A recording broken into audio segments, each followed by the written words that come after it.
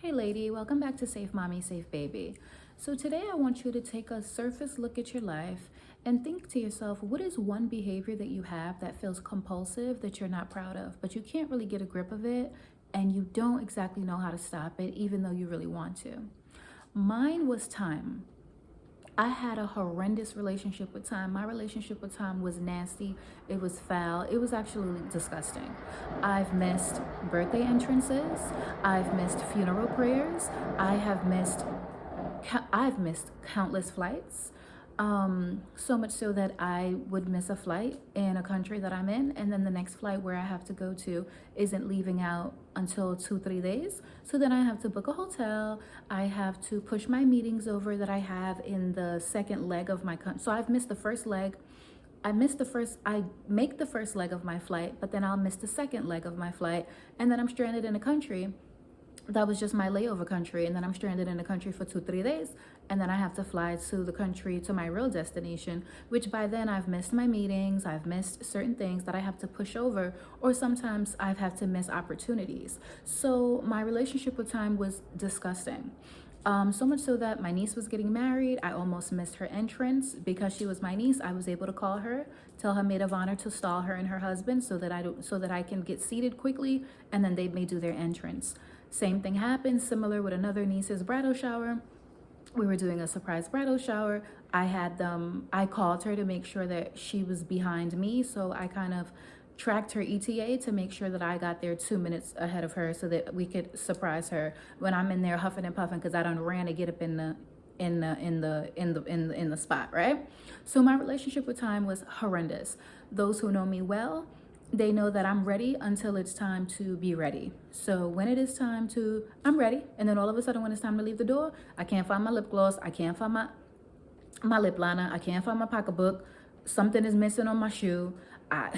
It's always, I can't find my keys. I can't find my phone. It's always something. I mean, my relationship with time was terrible. It was beginning to become self-sabotage. It caused a lot of agony. And once I realized that it was compulsive and it was beyond behavioral, I sat with myself. One of my gifts is emotional intelligence.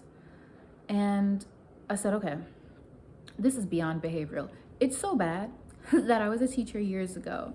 I taught elementary school, and well, at the time I was teaching elementary school, and that specific school was across the street from my home.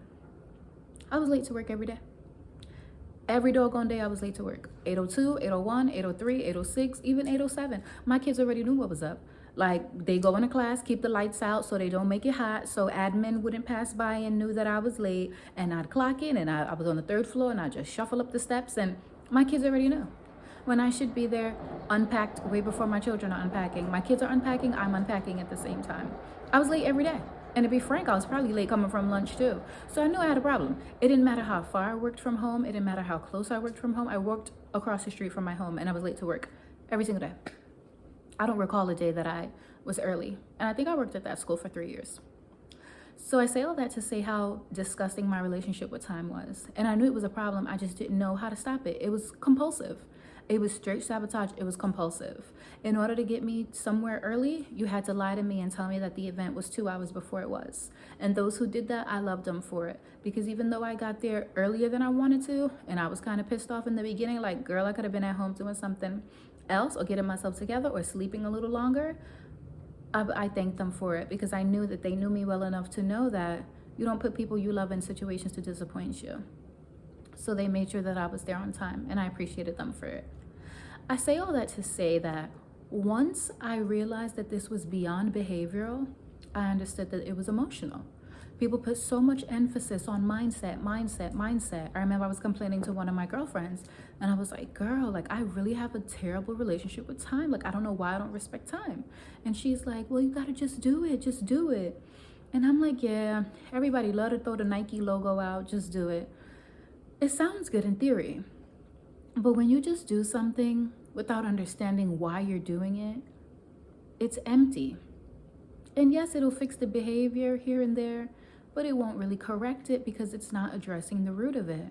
So once I understood that it wasn't behavioral, I knew that it was emotional. So much emphasis on mindset, mindset, mindset, and not enough understanding on the container in your chest, the heart, the most vital organ of your body, and how it sends everything everywhere. So if it is the most vital container in your body, physically, it pumps your blood, right? Why wouldn't it be the most vital organ when it comes to everything else? So once I realized that this was emotional, I sat with myself. And because my gift is emotional intelligence, as soon as I switched the concept from behavioral to emotional, I understood what was going on. But before this, I would have paid anybody any amount of money who could help me get to the root cause of why my relationship with time was the way it was. And I realized that it was a false sense of autonomy that I had. You see, when you grow up and you don't have autonomy the way that you need it, most oftentimes you're going to snatch it. And in my case, I took it back with time. So time was the only thing that I told myself subconsciously. This is all subconsciously. Time, as a little girl, time was the only thing that I thought at the time that I could control. So I took my relationship with time and I grabbed it by the balls, and there we went.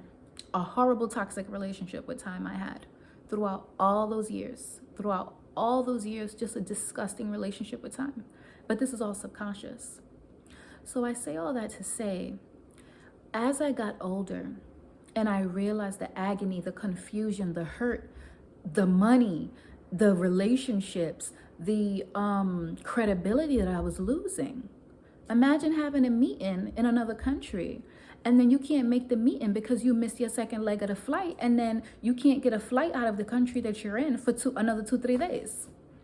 I missed a lot of things because I was late because of my relationship with time.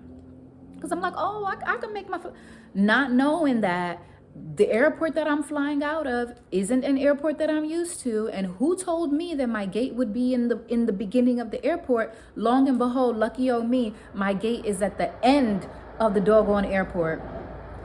Countless flights I done missed. Countless flights. I can't even tell you how many flights I've missed. That is like my MO. So I'm like, no, this is not right. This is causing me pain. And I realized that it was an expired sense of power that I was holding on to in here. And I didn't need it anymore. You see, I grabbed it when I didn't have the autonomy that I needed. And then as I got older and I granted myself the permission to have all the autonomy that I needed, the relational autonomy, emotional autonomy, financial autonomy, all the autonomy that I needed to live the life in the way that I wanted to live, I still had this false sense of power following me, haunting me, because I didn't know I had to let it go. It wasn't just gonna go away on its own. I literally had to tell myself, oh girl, you don't need that no more. Let it go. So I let go my false sense of power. That was actually what was once a false sense, what was once my sense of autonomy. When I did gain real, true autonomy, it became agony. It became a false sense of autonomy, and it actually became agony and pain. And I didn't need it anymore. And so I intentionally let it go. It felt so good. I'd never forget the day when I came to the realization. I actually got up and prayed on the spot. I was so grateful for the realization. I was so grateful for the understanding. And I say all this to say, what is an area in your life, just on the surface, of a behavior that you have? Maybe it is your relationship with money that you can't quite get a grip on. Maybe it is your relationship with time, that you can't get a grip on. Maybe it's your tone in the way you speak to a certain person that you don't quite understand. Why is it that every time I talk to this person, they irritate me, and then my tone when I answer them is a certain way? I don't like that about myself. And many other things. It could be many other things.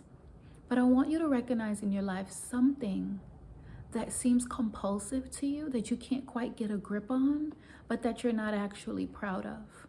And you yourself know it. The people around you might not know it. You might not have expressed to them, how this makes you feel, but you yourself know that I can't quite get a grip on that. I can't turn it off and on. If it's something that you cannot turn off and on, it means that you don't really have a grip on it.